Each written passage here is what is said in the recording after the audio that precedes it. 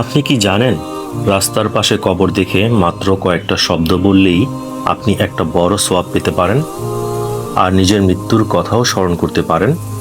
চলুন জেনে নেই এই ছোট্ট কিন্তু গুরুত্বপূর্ণ আমলটি। আসসালামু আলাইকুম।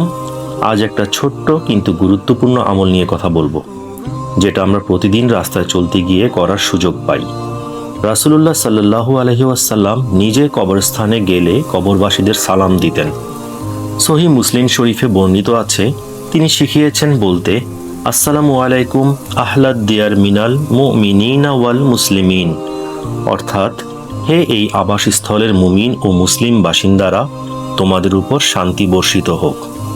সংক্ষেপে আমরা বলতে পারি, আসসালামু আলাইকুম ইয়া আহলাল কুবুর, হে কবরবাসী, তোমাদের উপর শান্তি বর্ষিত হোক।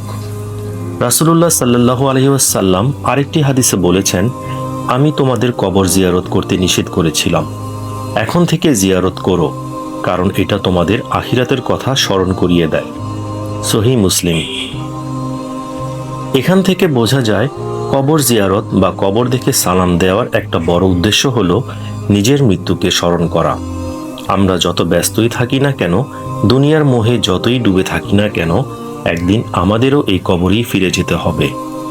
প্রতিদিন আমরা রাস্তায় চলতে গিয়ে কত কবরস্থান পার হই, কখনো গাড়িতে, কখনো হেঁটে, কখনো বন্ধুর সাথে কথা বলতে বলতে, কিন্তু খেয়ালই করি না বা করলেও দ্রুত ভুলে যাই।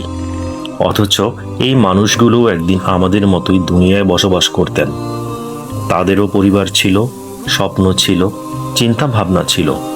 আজ তারা মাটির নিচে আর আমরা উপরে হাঁটছি, কিন্তু আমাদেরও একদিন এই একই পরিণতি হবে।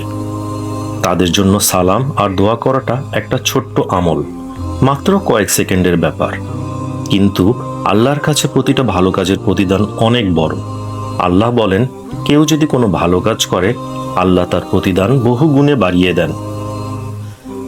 আর এই আমলটার আরেকটা সৌন্দর্য হলো, এটা শুধু কবরবাসীর জন্য দোয়া না, এটা আমাদের নিজেদের অন্তরকেও নরম করে, দুনিয়ার প্রতি মোহ কমায় আর আখিরাতের প্রস্তুতির কথা মনে করিয়ে দেয়।